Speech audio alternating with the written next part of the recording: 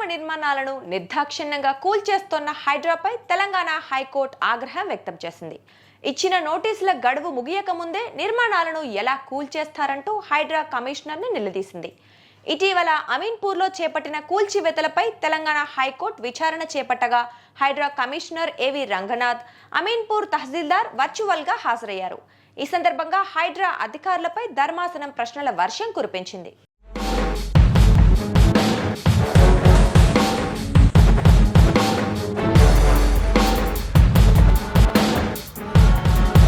గత వారం సంగారెడ్డి జిల్లా అమీన్పూర్ మండలం శ్రీకృష్ణానగర్లో మహమ్మద్ రఫీకి చెందిన ఆసుపత్రి భవనం కూల్చేయటంపై ఇటీవల హైకోర్టు సీరియస్ అయిన సంగతి తెలిసిందే.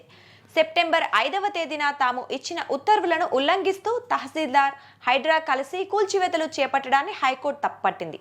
ఉత్తర్వుల ఉల్లంఘనపై అమీన్పూర్ తహసీల్దార్, హైడ్రా కమిషనర్ వ్యక్తిగతంగా లేదా వర్చువల్గా కోర్టుకు హాజరై సమాధానం చెప్పాలని హైకోర్టు ఆదేశించింది. ఈ నేపథ్యంలోనే ఇరువురు అధికారులు సోమవారం వర్చువల్గా హైకోర్టు విచారణకు హాజరయ్యారు.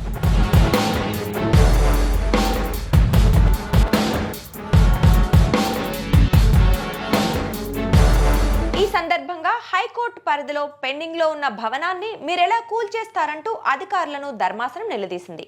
ఎఫ్టీఎల్ పరిధిని నిర్ధారించకుండానే నిర్మాణాలను ఇష్టారీతిన ఎందుకు కూల్చివేస్తున్నారని ప్రశ్నించింది. దీనికి అమీన్పూర్ తహసీల్దార్ ఇచ్చిన వివరణపై న్యాయస్థానం అసంతృప్తి వ్యక్తం చేసింది. అక్రమ నిర్మాణంపై 48 గంటల్లోగా వివరణ ఇవ్వాలని నోటీసులు ఇచ్చి 40 గంటల్లోనే ఎలా కూల్చేస్తారని న్యాయమూర్తి నిలదీశారు. అలాగే హైడ్రా కమిషనర్ రంగనాథ్ వివరణపైన హైకోర్టు ఆగ్రహం వ్యక్తం చేసింది. హైడ్రాకు కూల్చివేతలు తప్ప వేరే పాలసీ లేదా అంటూ నిలదీసింది. తహసీల్దార్ చెప్తే చార్మినార్ను కూడా కూల్చివేస్తారా అని మండిపడింది.